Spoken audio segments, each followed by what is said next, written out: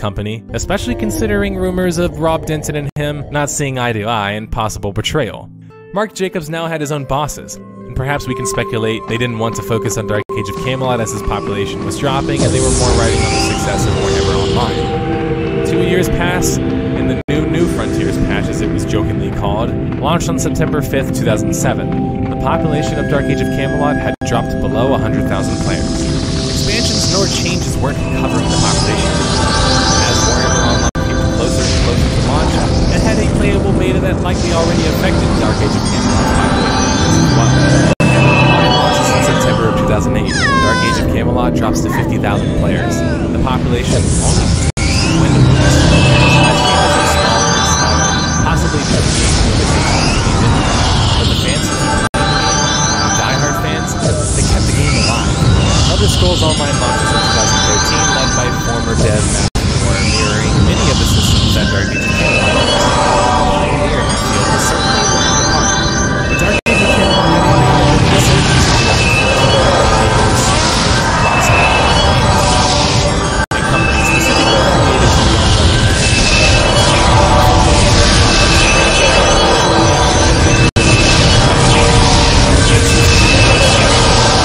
because although their parent company ceased to exist and they were handed off to another company, this meant that they would get freed of the grasp from a company who stopped focusing on them and, well, frankly, Broadsword Online was just going to give them more personal development. In December of 2017, Dark Age of Camelot released a producer's letter discussing their upcoming free-to-play announcement targeted in 2018.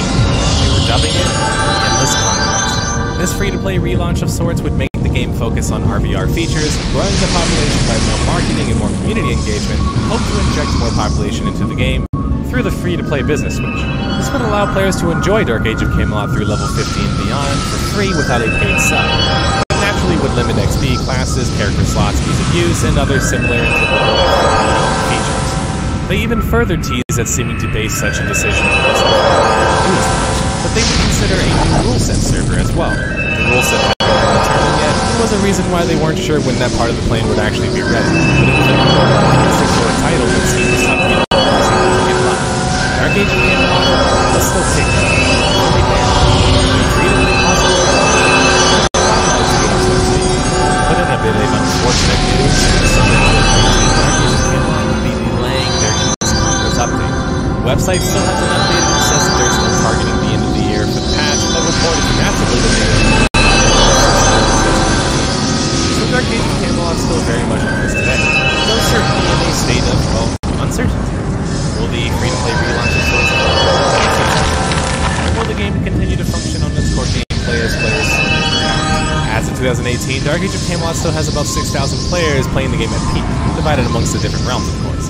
But this is a previous drop from their 2016 numbers, which had them drop from 9,000 players to 6,000 players. And when the new content isn't being implemented anymore, that population will continue to shrink as people who play the game at this point are still paying subscriptions. It also affects the new influx of players, as free-to-play switches nearly always increase both revenue and the player base.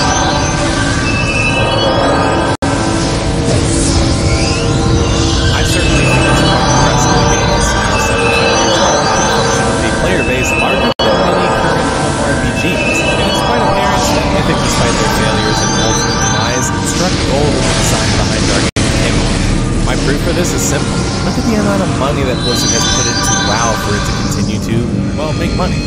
It was nearly completely reliant on developer-made content, whereas Dark Age of Camelot, who existed before that game, managed to continue to support its population without much increase in population. This meant that frankly Dark Age of Camelot's game model is a bit more sustainable in the long term, relying on players to make the content and giving them tons of ways to do such, and content that incentivizes them to do such was a brilliant move. Realm pride being such a focus in Dark Age of Camelot meant that rivalries were kept alive, and it made it so easy when each side was so passionate about their own factions and their war efforts. Dark Age of Camelot might not be to the same scale of its heyday these days, but its impressions are certainly felt on the market, popular in RPGs such as Guild Wars 2 and Elder Scrolls Online, both utilizing forms of DAoC's in-game systems. But the reason I think that those games can't quite capture the same magic that Dark Age of Camelot was able to capture was that Dark Age of Camelot was a game carefully crafted to focus first and foremost on its realm versus realm PvP. That in itself made it so that the game had so much more content within that one facet. Nearly every aspect of the game otherwise served a purpose towards that goal. I think in the case of Dark Age of Camelot, it falls under the banner of what I dub the PvE bias, which means as a PvE player who has PK'd in some other game, you hold this irrational grudge towards all PvPers or PvP games. I often see it parroted on forums that PvP MMORPGs are somehow destined to fail, that EVE was the only successful PvP MMO, and that Dark Age of Camelot couldn't maintain its success, and therefore it doesn't count as evidence. I hope that by this point in the video you can already call it out. Because although we can certainly point out the game's flaws, the fact that it was focused on PvP certainly wasn't a documented reason why it failed. Not to mention, Dark Age of Camelot was crafted with a 25-person team in less than 2 years for $2.4 million. Most AAA MMOs have 10 times that budget. You can't knock the success of Dark Age of Camelot. It was essentially a indie niche MMORPG that performed relatively well in comparison to its titan competition. By all initial metrics, the game was a success. We can certainly say long-term, it certainly has been a success based on its impact. It just was aimed out of the market, had to compete with budgets, frankly out of everything. Let's open up our journals. It's that part that I was talking about in the very beginning of the video. Let's write down the key biggest reasons that Dark Age of Camelot failed, to make sure you guys are keeping up with the clues along the way. The engine not properly being able to propel the game to the next generation of MMO gameplay, or compete with its competition. Warhammer Online took more resources and took precedent over it after 2005. WoW was stiff competition. Newer, more accessible titles such as ESO and Guild Wars 2 looked to drive inspiration from Dark Age of Camelot, and were able to do so with some level of success. But although we're at the end of this mystery, so to say, this is where things get really exciting. Whether you are a loyalist DAoC fan watching this video who is still very interested in playing the classic game, or whether you have never played the game before and you don't think that you're going to go back and play the game, there's some good news. Jacobs announced back in 2013 he will be working on a new MMO, Sans publisher, titled Camelot. This title will be a true spiritual successor to Dark Age project on Kickstarter. That Kickstarter has reached funding of $2.2 million. More funding, $7.5 million, to be also recently injected after a recent round of investment funding. This means that the project has been beefed up to nearly a $10 million budget and is targeting a 2019 launch. Camelot Unchained is currently in its closed beta and is a game that I am currently testing. Due to the NDA, I can't really share much about it, but what I can say is based on what has been released for the game so far. Camelot Unchained has the ability to be far greater than Dark Age of Camelot ever was. CU, as it's often dubbed, features a game designed to make crafting a paramount feature of the game, to support their total focus on realm versus realm PvP. You have the ability to essentially craft anything, including giant structures and castles. Think of a Minecraft building system of sorts. This off the bat ups the ante, as it was never something you could dream of doing in Dark Age of Camelot. Not to mention, all of this territory capturing grants you resources, so now resources and crafting are a very integral part of the realm versus realm experience. I wish Camelot Unchained and Mark Jacobs the best, and I look forward to that project continuing to be developed and hopefully be as successful as it can be. For those looking to play Dark Age of Camelot,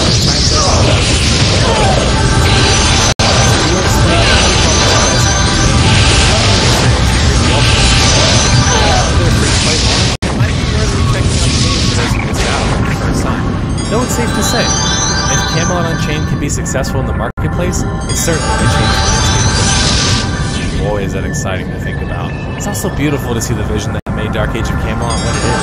It still exists in Mark Jacobs, and its spiritual successor in Camelot Unchained. Dark Age of Camelot's death of the game, I'm not sure about its literal death, but I think it's safe to say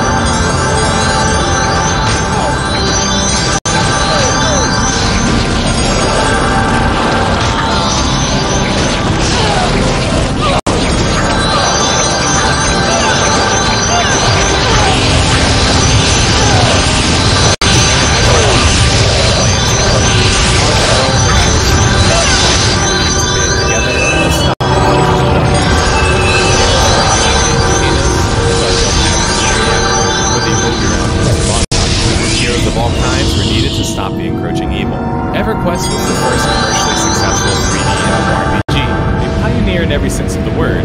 EverQuest created a true virtual world, full of harsh conditions but immensely fulfilling to explore, assist, and conquer. As the MMORPG market evolved, however, and EverQuest 2 failed to really capture the same audience that EverQuest 1 did, those aforementioned lands of Norath seemed to fade from memory day by day. This became especially true when the last bastion of hope for a new EverQuest MMO died with EverQuest Nexus shutdown. Why did this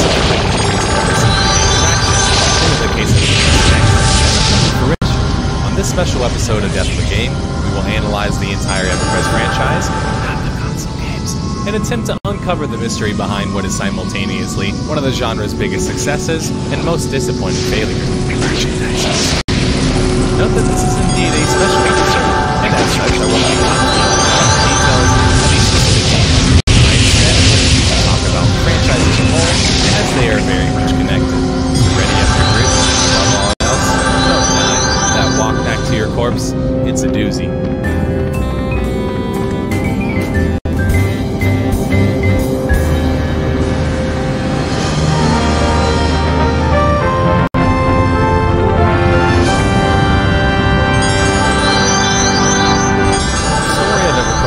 A bit murky. John Smedley, the business mind behind EverQuest, developed the game's concept back in 1996 after witnessing the success of Meridian 59, the first attempt at a 3D virtual world. Smedley had his eyes set on making his own 3D MUD, or multi-user dungeon-styled MMO. Linking up with Brad McQuaid and Steve Clover, both programmers noted for their work on the RPG titled War Wizard,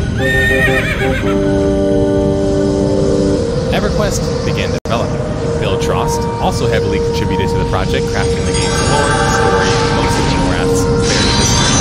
He also linked up with Keith Parkinson, the artist who ended up creating the legendary box art I think that was the team behind EverQuest wanted to start at Sony Interactive Studios America, which was later renamed to 99 Studios. They broke off to form their own company known as Varan Interactive. Despite divorcing from their parent company, Sony continued to fund and eventually publish Varan Interactive's EverQuest. EverQuest was ready for release just after 3 years of development, and Varan's expectations for the launch were rather modest. I don't think anyone could have anticipated the level of success that would shortly follow. EverQuest launched on March 16, 1999, was, as previously mentioned, the first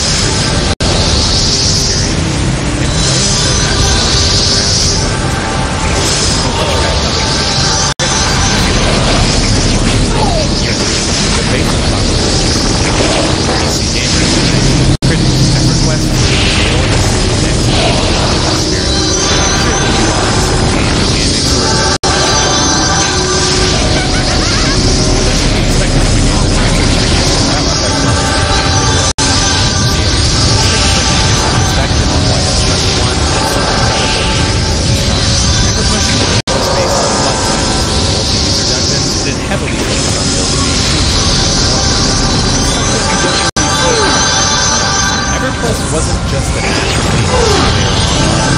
was a true virtual world called Norath, and it was filled with terrors. It wasn't a pleasant world upon first couple experiences. It had severe death penalties, where upon death you had to return to your corpse, or risk losing your gear or XP. Has anybody here seen my corpse?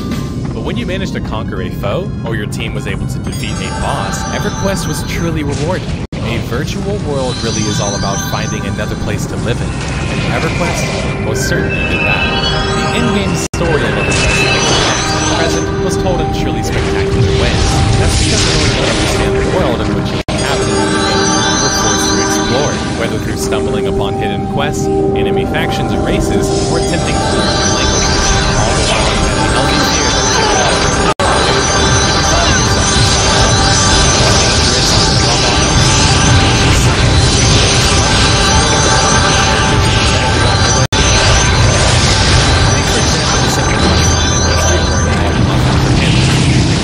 is a high-elf Lady Shay's guard, and if you give him a muffin, which he really wants, he will leave the guard post, which then triggers another quest when a warden comes out to greet you.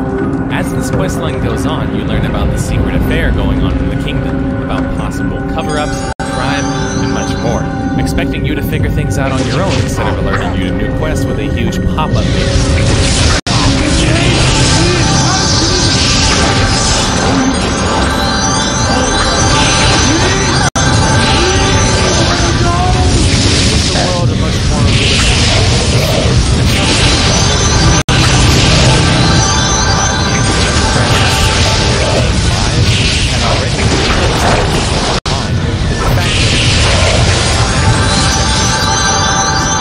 Subscriber count at the time was rumored to be around 200,000 subscribers. Certainly an impressive feat. Not one that went unnoticed. Upon EverQuest's smashing success, Sony Entertainment decided to peer its head back in. Their published game was doing fantastic.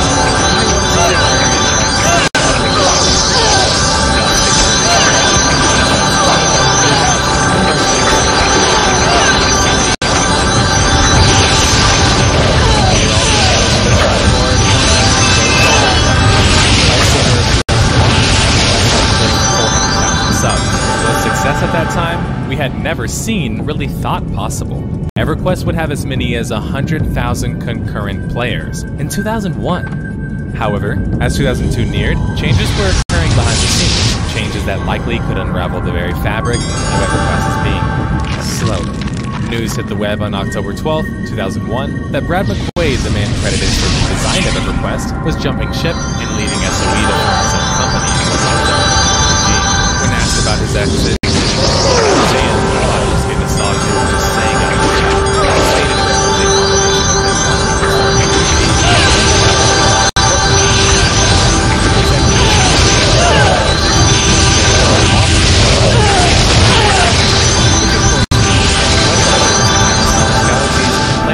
both hugely popular in their own right. Having previously covered Brad's post-EverQuest MMO, Vanguard Saga of Heroes, I have a little bit more insight as to why Brad left. Brad actually initially approached SOE telling them of his interest to be more involved with projects, more specifically to create a new MMORPG. By 2001 to 2002, SOE had already begun work on a sequel to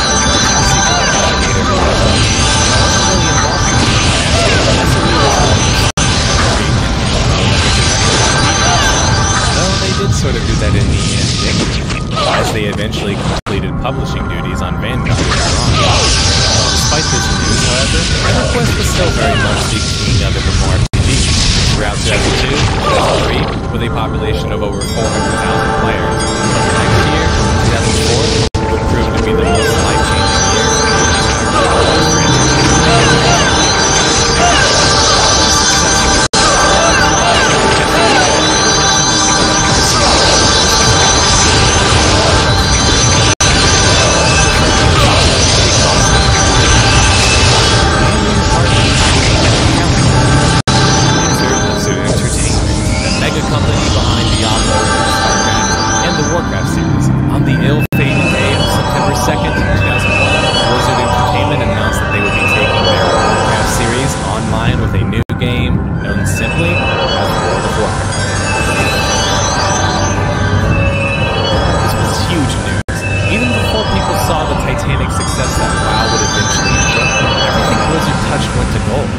Big players in the MMO space like NCSoft and SOE were certainly wary about what was happening.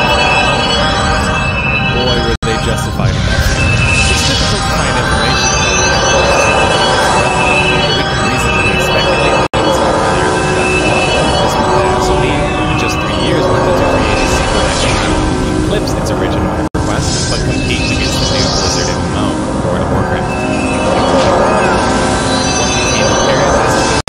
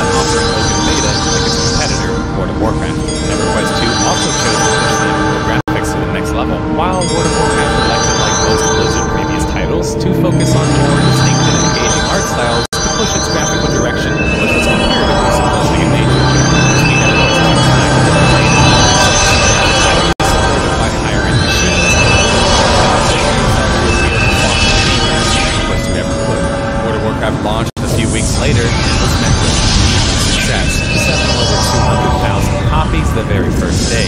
How did EverQuest 2 do in comparison?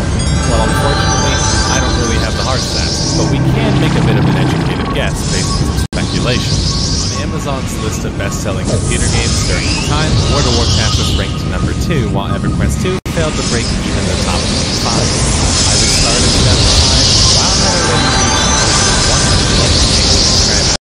Meanwhile, EverQuest 2 peaked at only 350,000 before the year 2000, 14,500. EverQuest 1 managed to reach as much as 500,000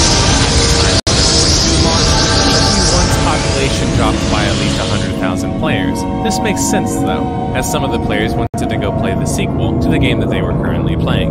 After 2004, the battle between the EverQuest franchise and Blizzard's World of Warcraft came to a conclusion. WoW dominated the stage. The EverQuest franchise set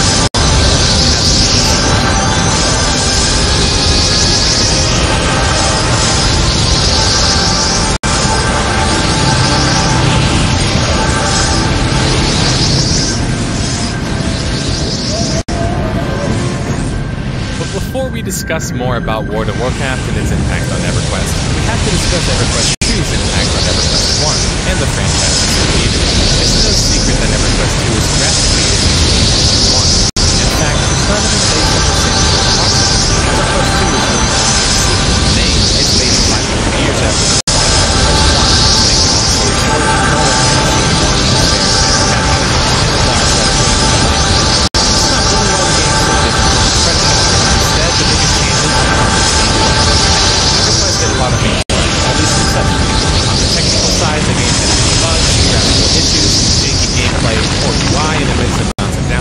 something developer Bradley Wade admitted was one of their biggest mistakes. There's too much downtime, but I've not advocated eliminating it as others probably would. Rather, I'd reduce it a bit and come up with more things to do during that rest time, in between battles. Players need a break from the action, time to discuss what went wrong, or when to use the restroom or grab a soda. The socialization that occurs during a downtime is extremely important, and I don't think non-stop Diablo-style combat is good for MMORPGs. That said, when you find out people are finishing novels while playing EverQuest, you know things are a bit extreme. EverQuest was an obvious pioneer in its field by creating a truly challenging community. With that moniker came many problems. Familiarity these days. These problems are the same ones that everyone solved and success. EverQuest 2 attempted to fix that. However, the strategy for doing so turned out to be a safe mistake. Didn't simply just polish and simplify aspects of EverQuest 1. They buffed out many of the finer details of what made EverQuest 1 initially great. Yes, they went too far in the other direction, although it was the right move to simplify the game in some respects in order to attract a larger audience to compete with World of Warcraft and continue SOE's dominance. When you saw was a difficult process that had far-reaching implications.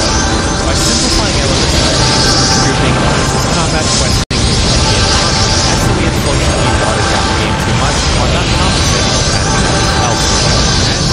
There's a balance. On one side you have simplicity and ease of access, while on the other side you have meaningful challenge.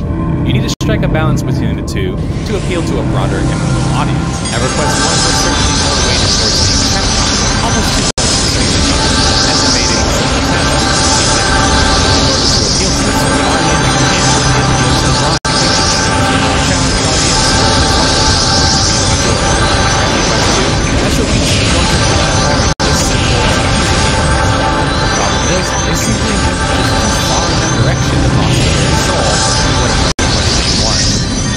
Observed while comparing EverQuest 1, EverQuest 2, and World of Warcraft. EverQuest 2 is far closer to World of Warcraft than it is to its predecessor. Some say this is because EQ2 was SOE's WoWification of their previous game model.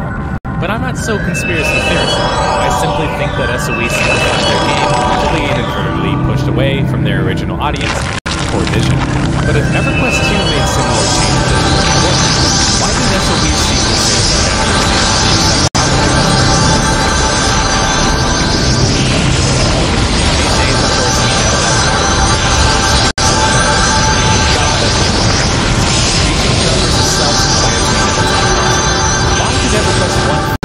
World of Warcraft has a better sequel than bonus of the following. going to spend the rest of the video deeply analyzing World of Warcraft and its effect on the entire genre. That's a video for another time. But I really want to highlight some simple reasons why World of Warcraft was able to pull ahead from EverQuest. World of Warcraft essentially took the base formula behind EverQuest and simplified it while maintaining a meaningful level of difficulty, crafted a highly polished combat system that EverQuest still has today, and making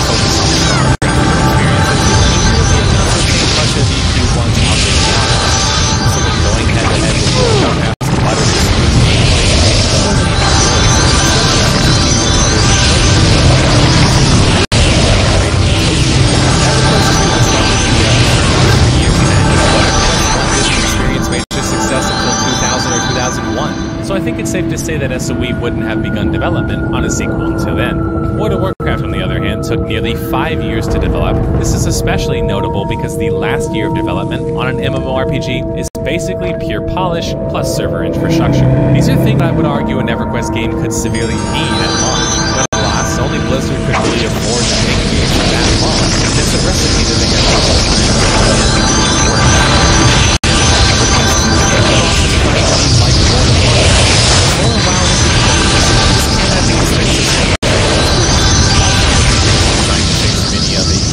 technical issues. The problem was EverQuest 2 was a response to its direct competitor, whereas World of Warcraft was a response to the original pioneer, EverQuest 1.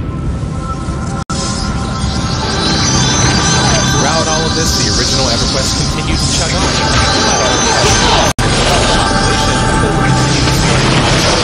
All the way up to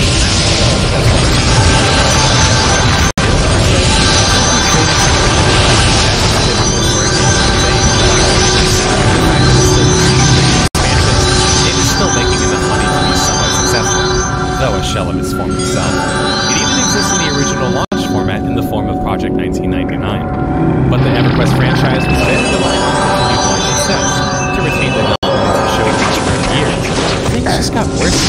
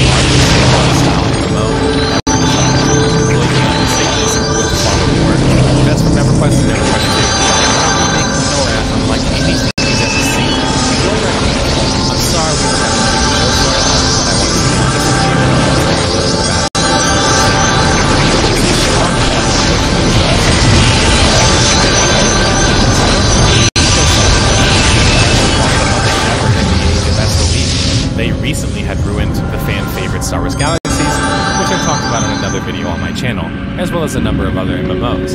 SOE was seen by the community as suits who just wanted to cash lash out. They had a reputation to fix, and this was a critical moment to do so. Side note, it was also at this time that they announced their players to do a mission, which allowed players to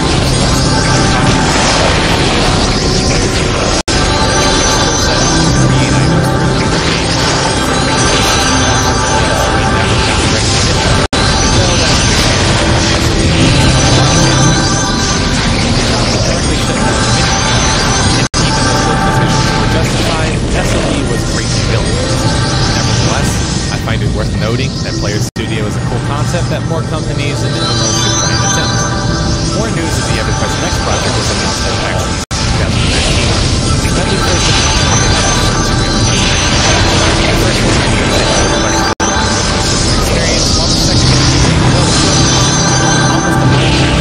the unique spin was of the best made player creations would be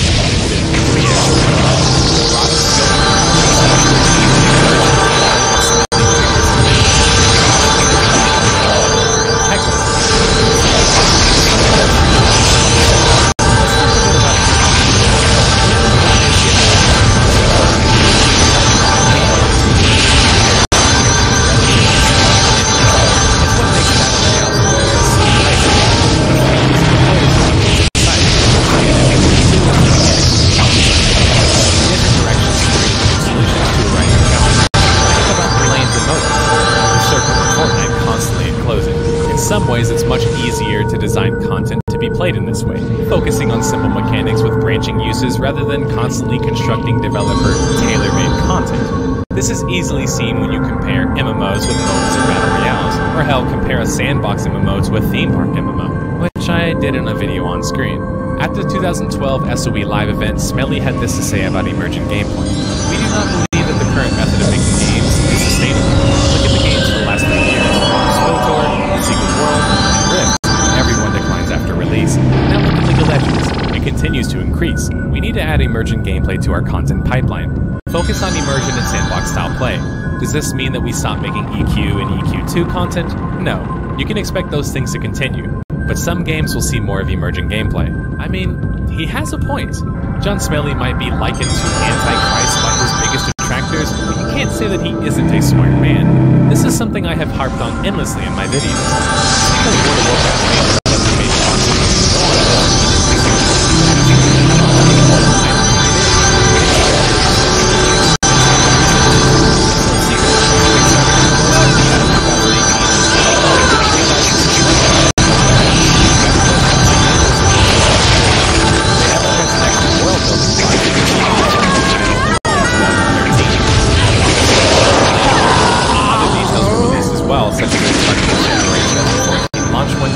as well as charging for our founders.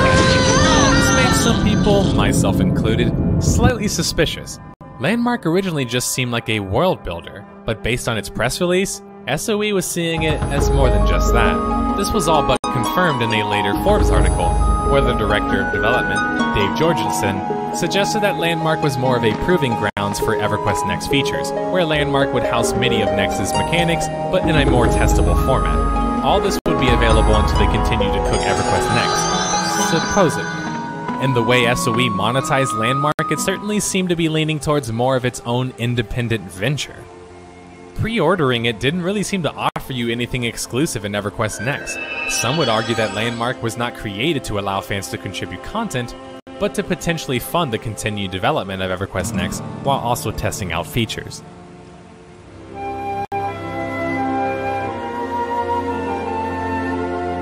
As time passed, John Smelly continued to hype EverQuest Next,